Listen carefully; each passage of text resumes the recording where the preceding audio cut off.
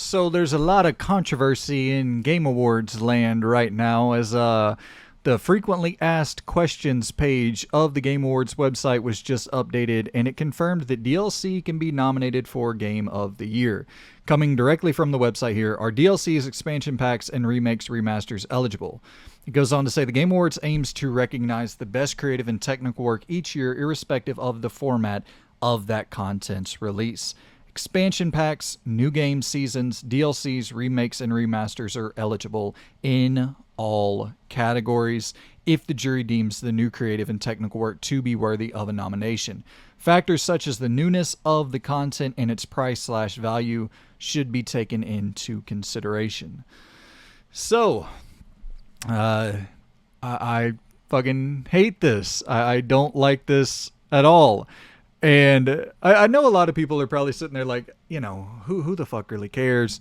At the end of the day, the only reason we tune into the Game Awards is for the reveals. And I totally agree.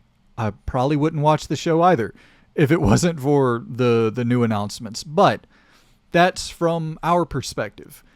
I look at this and it bums me out from, when I think about publishers and developers out there who put out a brand new game, they spent years of their life crafting this brand new experience. And they put it out, and you look at something like a Prince of Persia, and the Lost Crown this year.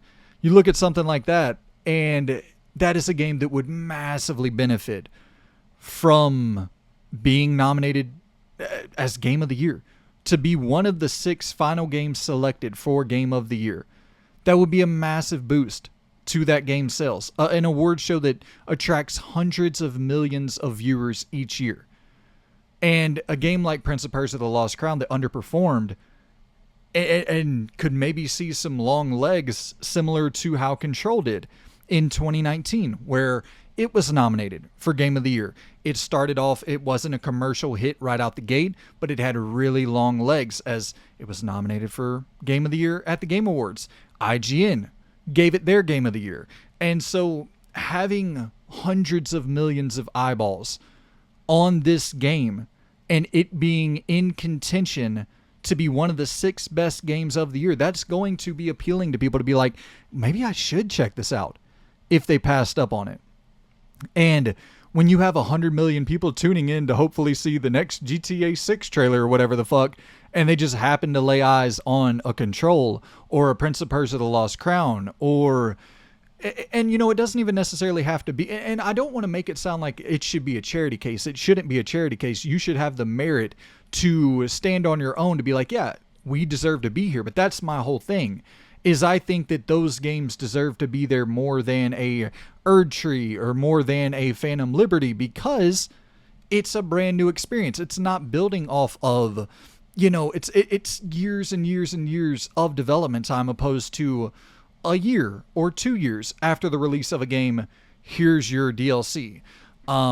Which in Phantom Liberty's case, it was much more development time, and even Erdtree was 2 years of development time before we got the release of, 2 years of development time between the release of Elden Ring base game and Erdtree in 2024. But I still think it's a dangerous precedent to be set, where you look at something like Tekken 8 and how fighting games are so consistently snubbed for any sort of recognition, any sort of Game of the Year recognition. And now we have one of the best fighting games of all time. And if it doesn't get in the final 6, but you see a DLC there, it's like, I don't know. I just personally, maybe it's an old school mindset to have, but I just wouldn't really feel good about that. Phantom Liberty was one of my favorite games of the year last year. But if I was submitting a vote for an award show like this, I would never vote Phantom Liberty. Even if in my own personal Game of the Year ranking, even if it would rank, number 1 or number 2 or whatever, in a situation like this, I would never vote Phantom Liberty. And I don't know. Maybe there is something that's like, maybe that's an old mindset to have. And I think that's interesting when you look at the jury, because it's not like a foregone conclusion that Erdtree is just going to be nominated. The Game Awards don't get to pick the nominees. The jury has to go in and select. So whenever you look at who is voting on Game of the Year, who is voting on the Game Awards, I would love to see a behind the scenes process, or even just if we could get a look at who voted for what. I tend to believe that the more old school outlets, like a Jeff Gertzman, I believe votes on, he's a part of the jury. I've watched all of the Giant Bomb Game of the Year discussions, and I remember so many times of him being critical of DLC even being included in their in-year discussions for Game of the Year. And it's sometimes just like outright dismissive over it. And I always tended to agree with that, where it's like it has no place in a Game of the Year discussion. The game had its discussion for Game of the Year when the actual game released. And if you want to enter back into the discussion, you make a new game, a brand new thing, a sequel. And delineating between that can be tough. I understand that. But I would love to see a breakdown of who voted for what, because I really do believe that the newer outlets would vote for DLC much more than some of the older heads in the industry. And I don't know. I find that really, really interesting of who would vote for what. I wish we could see some behind the scenes process on that. I totally understand why they keep it anonymous and don't do that. But I do think it would be really interesting. But it's not a foregone conclusion that Erdtree is just going to waltz in here and be nominated.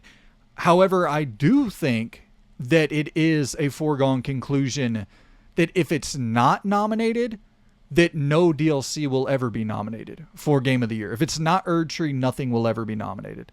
I firmly do believe that. If this game can't get in the top 6 for Game of the Year, no DLC ever will. I strongly, strongly believe that. So, gonna be really fascinating. I want to go over real quick. These were my final nominee predictions before I knew for like definitive fact that DLC could be nominated. I had Final Fantasy VII Rebirth, Metaphor, Infinite Wealth, Balatro, Dragon Age of Veilguard, and Astrobot. And honestly, I could see very easily Veilguard being swapped with Erdtree. I don't think Veilguard hit nearly as hard as I thought it was going to. I also, on their page, it shows that the cutoff is November 22nd for game releases. So if you release anytime after November 22nd, you don't meet the cutoff. But Stalker 2 releases November 20th.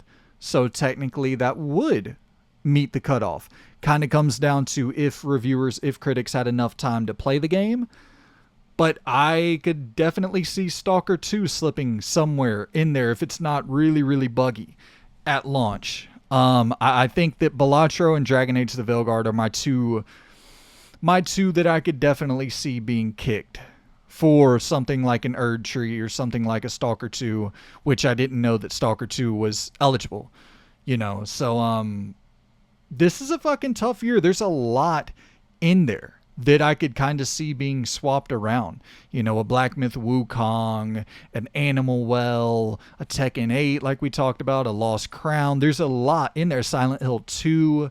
And that's the thing, we haven't even really discussed the remake aspect of this, where remakes are eligible, which we've known that since, what would the first remake have been? RE2 remake in 2019? Or trying to think off the top of my head, I can't think of any other remake that would have been eligible or that would have been nominated before that, or that actually was a nominee before that, I should say.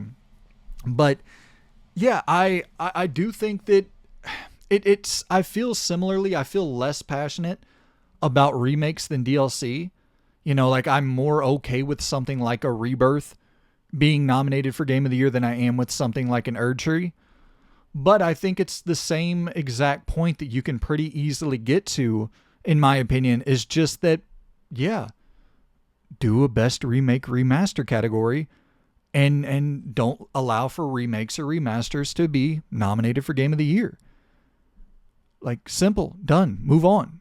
I think some of the best games in recent memory are remakes, but it just doesn't feel fair when the base foundation is already there. But once again, it's tough because something like a Final Fantasy VII, the remake part 1, what did that take, like 10 years to build that from the ground up?